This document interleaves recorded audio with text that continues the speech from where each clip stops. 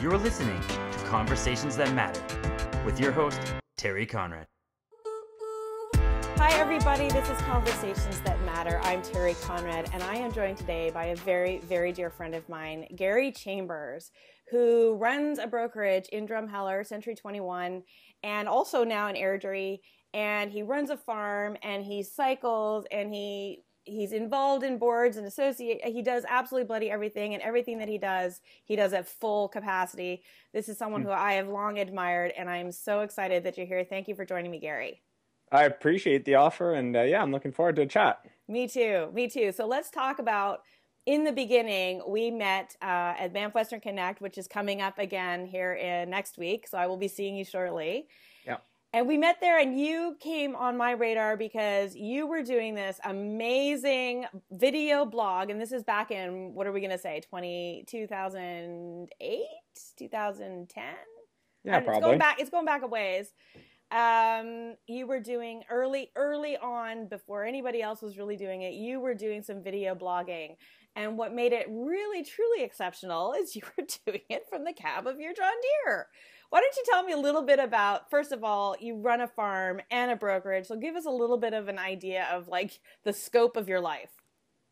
Well, yeah, I did actually. TractorView was sort of where things took off a little bit when it came to communicating my message online, and obviously, caught on because of the uniqueness of operating GPS-driven equipment.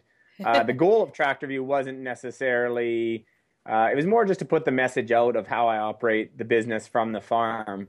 One of the resistances I had, in my real estate career was in a competitive environment, a lot of my competitors were saying, well, he's only a part-time realtor, part-time, farmer, and I needed to be able to prove that I was a full-time farmer and I was a full-time realtor, right? Above and beyond the numbers that I was selling, because competitors won't ever state that. So I just kind of thought it was a good message to put out there, and started TractorView for that reason, just to kind of educate my clients, to say, look, I'm out here maybe 14 hours a day, but it gives me 14 hours a day to find buyers for your homes, and I've got the systems and business models in place to do this. And you were so advanced with the technology, like you were setting up interesting technology inside the tractor, and you were doing all of your business from the tractor. And I think people didn't really fully comprehend how you could operate so effectively from the tractor, right?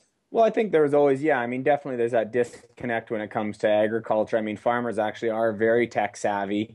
And very quick adopters, and are forced into fully understanding the technology before using them, unlike the real estate industry, who adopts them and then tries to figure them out.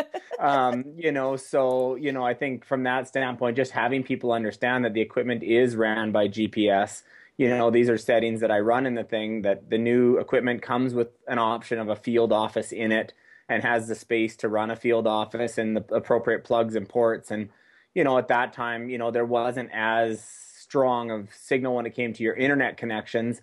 You had your cell signals, but not as strong of internet connections. But overall, the technology was there in the cabs of the equipment. So it was a matter of just utilizing it to operate the business.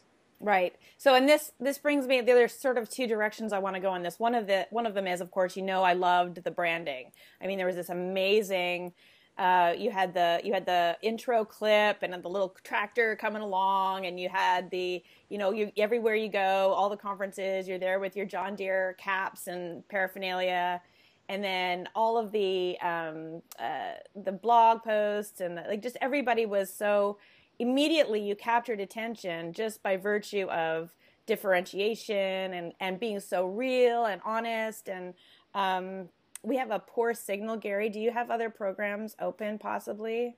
I could look here. I don't think I have much, but I'll close what I've got. Yeah, no problem. I just want a clear picture. Anyway, so there's the brand piece that I love, obviously, and I would love to talk a little bit about, obviously you are a very bright guy and you see different ways of doing business. How did you kind of come up with that idea? Well, I think, obviously everybody's got an angle when it comes to real estate, right or wrong. And, I think putting branding into play is something that's, you really have to put some thought into whether or not you want to brand, in a certain direction with that uniqueness.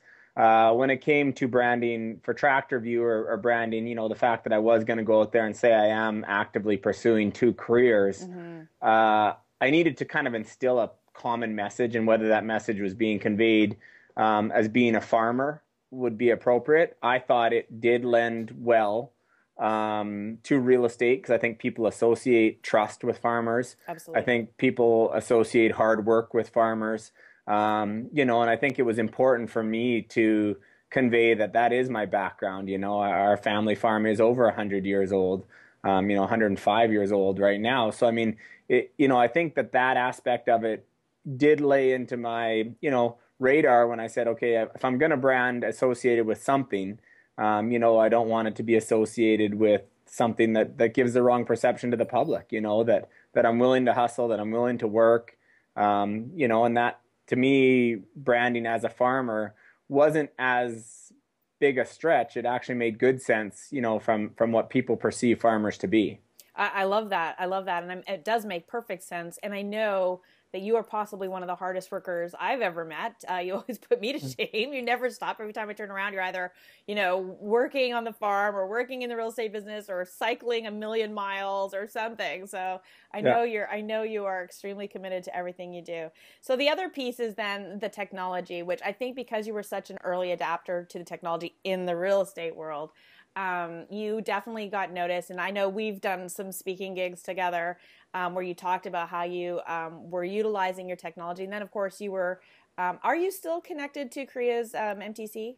I am, yeah. I'm still on the technical committee for the Canadian Real Estate Association, which has gone through sort of this, changeover from being the MLS Technology Council to being a technology committee that's appointed. However, we're still, are actively involved in the direction of realtor.ca and analyzing, what's going on at realtor.ca, what's going on with the website, what are our numbers doing, and sort of crunching the back end of that, and then looking towards the future as far as, how we manage the #1 website in Canada. And so what do you like? I mean, while we're on the subject, what are your predictions? Like, where do you think we need to take things as a nation?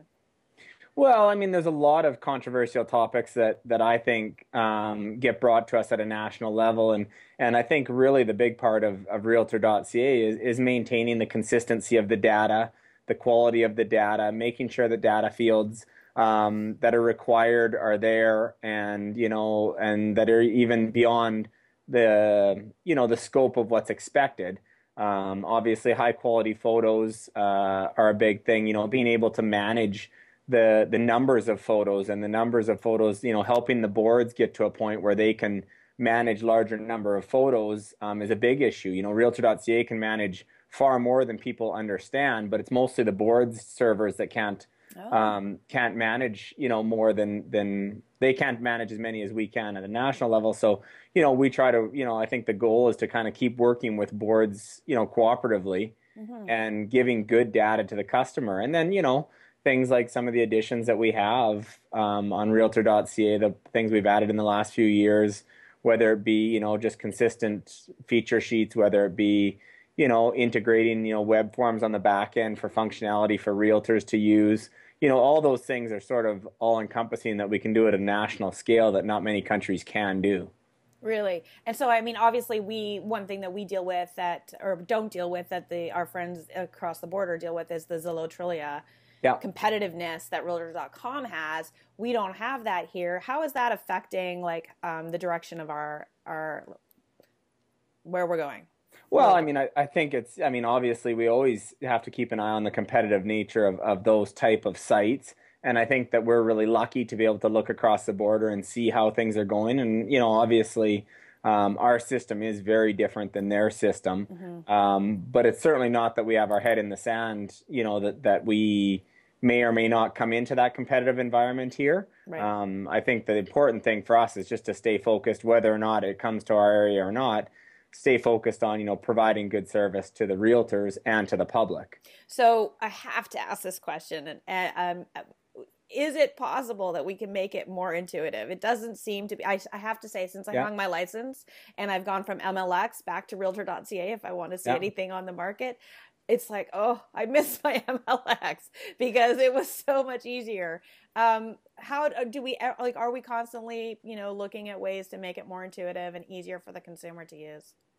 Oh yeah, definitely. And I mean, I think that there's always the functional. I think that sometimes people take for granted, that you've got so many issues nationally to take care of, and some of the functionality that's added at a micro level for certain regions based on terminology or based on something that you might find as a familiar term on the West Coast may not be a familiar term in Drumheller or in Quebec. Right. So, I think there is things that make it challenging, being able to keep that smooth, consistent wording and a customer experience.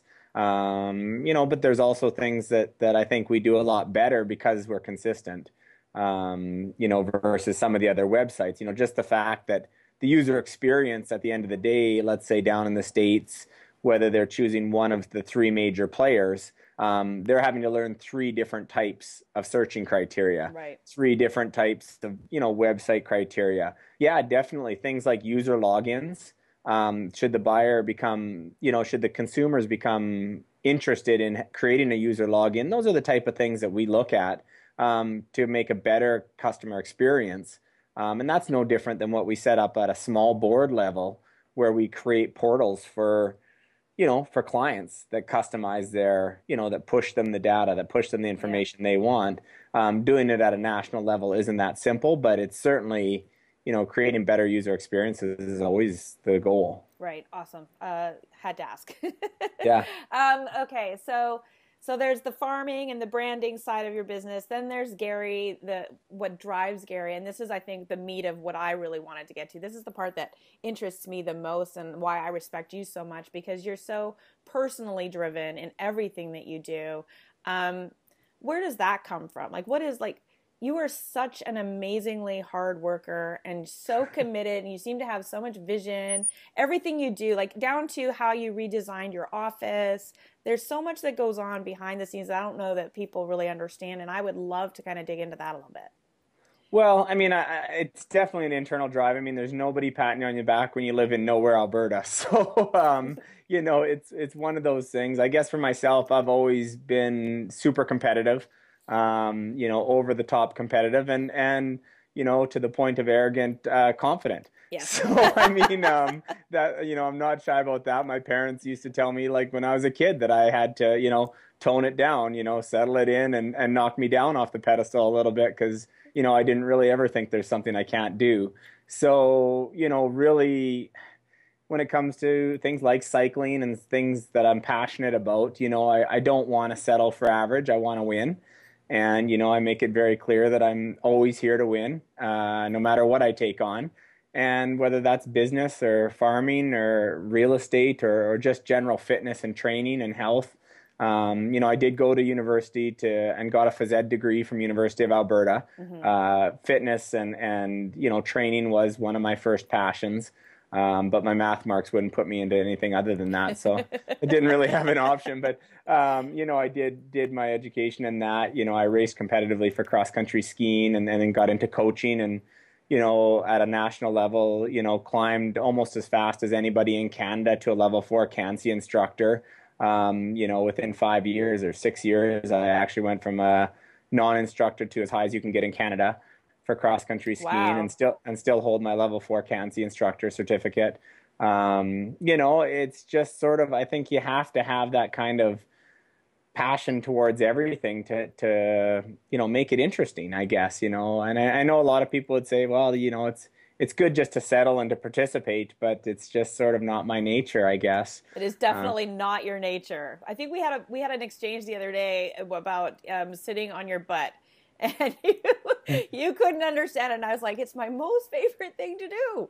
Yeah. I mean, I love traveling and stuff, but I've got to have things to do. And I think a lot of people in real estate are like that. I think the challenge is that, you have to try and focus your energy in a lot of different directions with real estate, but it gets easy to become consumed by sales.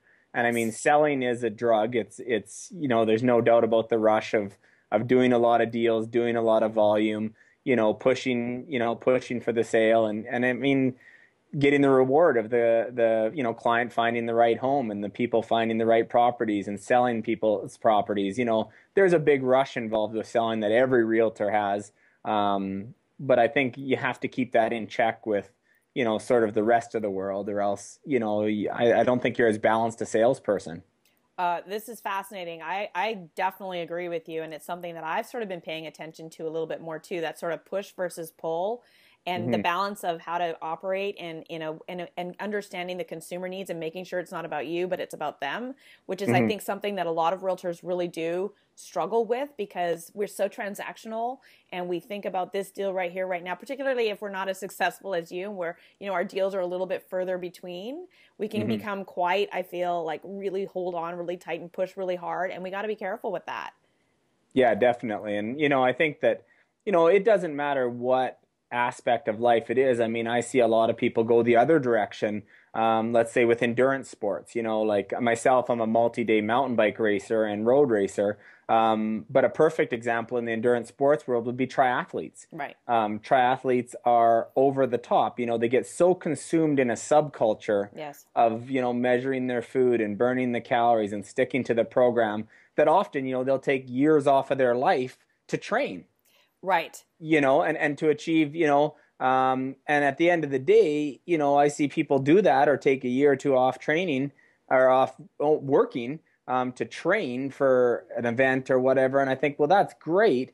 But, I actually think that the ones that are the most successful are the ones that are balancing it all in check and, have this life outside of it. Because what happens on race day if you're flat or you're wheeled tacos or you're done? You've trained an entire year for this event, and everything comes crumbling down. And it's no different in real estate sales. If all you're doing is selling, if the market changes or anything changes outside of that, and you haven't looked at passive investment of your commissions, and you haven't looked at your health or your fitness, any little glitch in that sales machine, causes the walls to come crumbling down. Excellent point. So what are you doing in terms of creating passive income? Well, I mean, passive income, I think that's something that, obviously realtors should be creating their own wealth, should be looking at, investment properties, should be buying properties.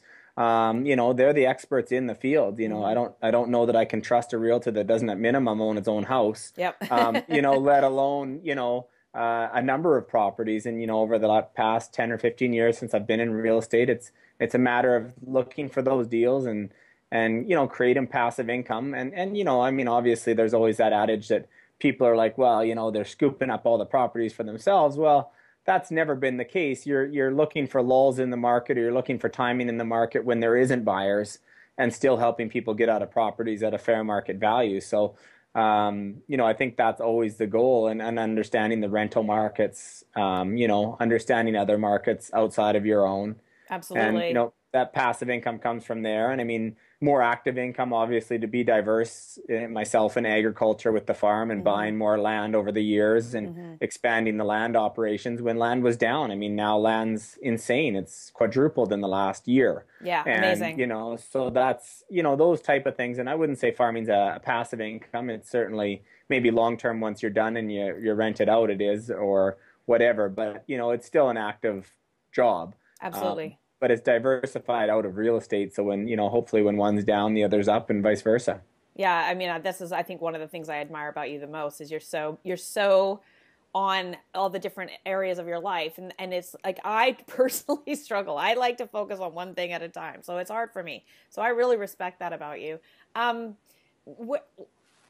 When we talk about what's important to you in your life, and I know that balance and business and all these things are really important, but when you look back on your life and you think about, what are the things that are going to matter most? What kind of legacy did you want to leave? Where will you sit? It's a tough, it's constantly changing, I guess. Obviously having a 12-year-old turning 18 at home, yeah. you do start to look at those things a little bit more. I think, obviously what's important to me is what's important that my dad displayed is sort of work ethic. Not really just doing what you're passionate about, I think, really, and then fully committing to it. And I think that's, more important than anything you can leave, is just sort of, saying if you want something, you got to work for it. There's just no way around that fact. And for me, setting that example or that legacy, it would just be about work. really about, whether it's cycling or whether it's running or whether it's, running a business or a company or selling. And a big part of it, people say, well, you own a brokerage, but, really Bob and I own the brokerage together. Bob manages a lot and a lot of businesses also. We're still active salesmen. For any broker out there that knows, I mean, really owning a brokerage just means you're broker than you were before you bought it. So, it's not about the income necessarily from the brokerage as much as still selling and committing, hard work to the everyday routine, consistency. Absolutely. I love that. So just quickly, how many agents do you manage? Well, right now, Drumheller, our office stays about the same. In Airdrie and Calgary and Strathmore, there's about 50 agents. Yep. With our brokerage and 50 really great producing agents. And that's always the goal too, is associating ourselves with the brand and with our brokerage. We're not going to be, our mandate has never been to be the biggest brokerage, never been to, be over 100 agents. It's to be about, the quality of the agents. Right. And creating that culture, which I think every broker wants. But I think it's easy to get caught into that, well, here's another name and they want in and it's a bit of money from them and we'll see how they do. I think it's more about, making sure they're doing well or there's a lot of other places for them to work. So how do you ensure that well, first of all, define the culture, and then how do you ensure that they are getting the value from the brokerage?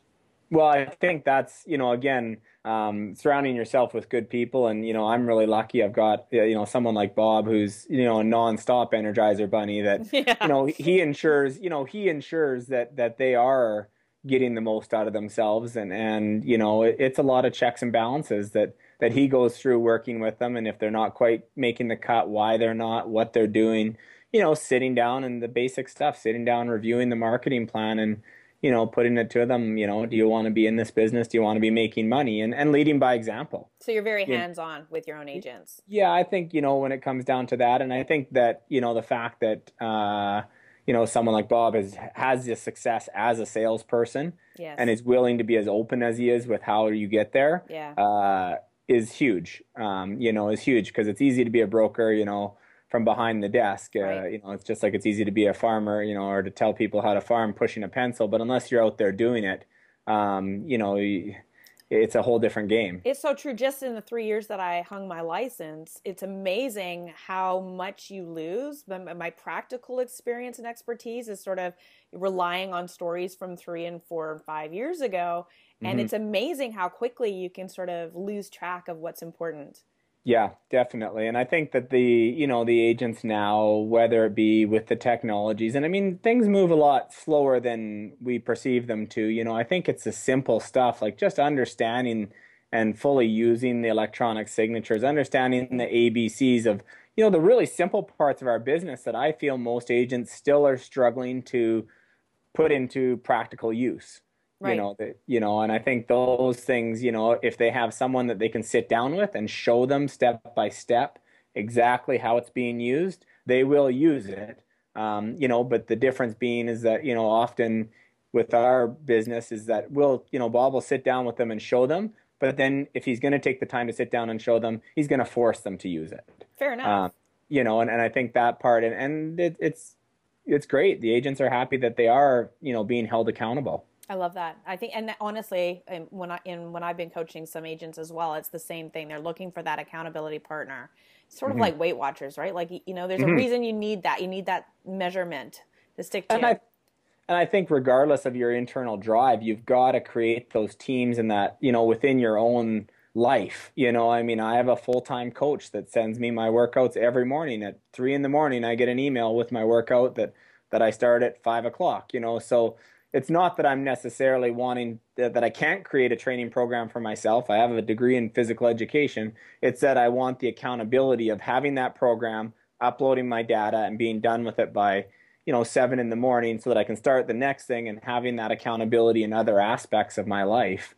And I think that's what, people should strive to create. And, if you're sitting back, not buying investment properties, but you've got some income, why aren't you buying them? Yep. Someone to kind of say what's holding you back from doing that. Agreed. Completely agree. I think there's a sort of this lack of, I don't know how to do it and I don't even know where to begin to learn how to do that. Yeah. Typically. Yeah. Anyway, so let's talk quickly. We're going to be seeing each other at Banff Western Connection and Bob as well. I can't wait to see you both next week in Banff at the Banff Springs Hotel. This will be our third. And why do you continue to go back to conferences like that? I mean, we've seen each other at conferences all over the place, but this is a good one. Yeah, I think that, I think there's that thirst to share, and I like Banff Western Connect. There's a lot of high producing agents there. I think as the conference circuit matures, you tend to, 6 years ago, you do a lot more of the conferences.